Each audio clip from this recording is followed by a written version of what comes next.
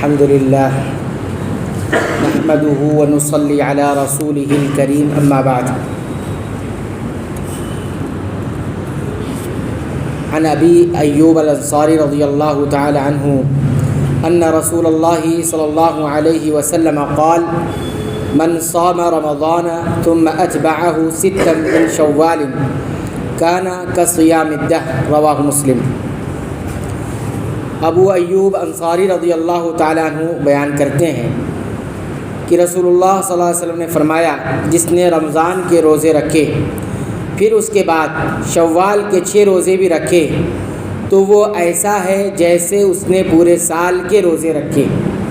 اس حدیث کو امام مسلم رحمۃ اللہ علیہ نے ذکر کیا ہے۔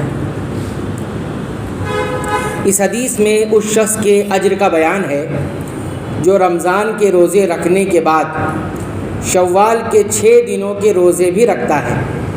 نبی کریم صلی اللہ علیہ وسلم نے اس عمل کی فضیلت بیان کرتے ہوئے فرمایا کہ ایسا کرنے والا گویا پورے سال کے روزے رکھنے والا ہے۔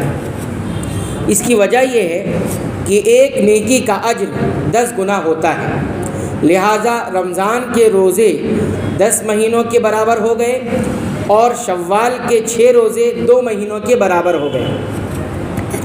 جیسا کہ یہ بات رسول اللہ صلی اللہ علیہ وسلم سے بھی ثابت ہے۔ حضرت ثوبان رضی اللہ تعالیٰ عنہ بیان کرتے ہیں کہ نبی کریم صلی اللہ علیہ وسلم نے فرمایا، صیام شہر رمضان ب10 اشہر وصیام 6 ایام من شوال بشہرین فذلک صیام سنۃ۔ رمضان کے روزے 10 مہینوں کے برابر ہیں، رمضان کے روزے 10 مہینوں کے برابر ہیں اور شوال کے 6 روزے 2 مہینوں کے برابر، تو یہ پورے سال کے روزوں کے برابر ہو گیا۔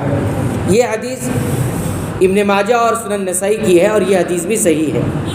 شوال کے روزے ان لوگوں کے لیے ہے جنہوں نے رمضان کے روزے مکمل کیے ہوں۔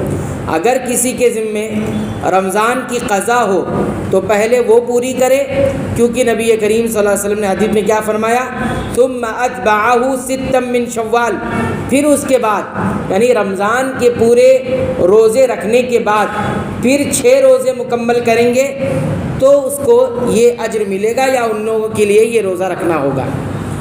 اب یہ 6 روزے ہیں، ان کو مسلسل رکھنا ضروری نہیں ہے کہ عید کے بعد انسان فوراً 6 دن کے روزے مکمل کر لے، ایسا ضروری نہیں ہے۔ ایک ساتھ رکھنا چاہتا ہے یعنی مسلسل 6 دن رکھنا چاہتا ہے رکھ سکتا ہے، الگ الگ پورے مہینے میں ایک دن کر کے رکھنا چاہے تو بھی رکھ سکتا ہے۔ تو یہ دونوں طریقے صحیح ہے، درست ہے۔ البتہ کوئی انسان یہ سوچے کہ شوال کے روزے نہیں رکھ پایا، کسی اور مہینے میں 6 روزے رکھ لے گا شوال کی قضا کر کے، تو ایسا درست نہیں ہے۔ کچھ علماء نے یہ بات بھی کہی ہے کہ قضا کر سکتا ہے، لیکن صحیح بات یہ ہے کہ شوال کے روزوں کی قضا نہیں ہوگی۔ کوئی نہیں رکھ پایا تو سوچے کسی اور مہینے شوال کی یہ 6 روزے رکھے گا، تو ایسا درست نہیں ہے۔ ان دونوں حدیثوں سے ہمیں 4 باتیں معلوم ہوتی۔ پہلی بات، شوال کے 6 روزے رکھنا مستحب ہے، اچھا عمل ہے۔ شوال کے یعنی جو مہینہ ابھی جاری ہے اور غالباً 11 یا 12 شوال آج ہو چکا ہے، ابھی بھی ہمارے پاس موقع ہے، ہم رکھ سکتے ہیں۔ تو شوال کے 6 روزے رکھنا یہ مستحب ہے یعنی اچھا عمل ہے۔ نمبر 2، ان روزوں کی بڑی فضیلت ہے۔ کیا فضیلت ہے کہ یہ 6 روزے رکھنے کے بعد انسان اگر رمضان کے بعد مکمل کرنے کے بعد یہ 6 روزے رکھ لیا تو کیا فضیلت اسے حاصل ہو جائے گی؟ پورے سال کے روزے رکھنے کی فضیلت اسے حاصل ہو جائے گی۔ تیسری بات، جس کے ذمے رمضان کے روزوں کی قضا ہو اس پر لازم ہے کہ پہلے انہیں پورا کرے پھر شوال کے روزے رکھے۔ پہلے قضا پوری کرے گا کیونکہ وہ فرض ہے اور وہ قضا ہے، اور یہ جو 6 روزے ہیں یہ نفل ہے۔ کوئی نہیں رکھتا تو کوئی مسئلہ ایسا نہیں ہوگا، کوئی گناہ کا کام نہیں ہو جائے گا، لیکن جسے رکھنا ہے پہلے وہ قضا مکمل کرے گا، اس کے بعد یہ 6 روزے رکھے گا۔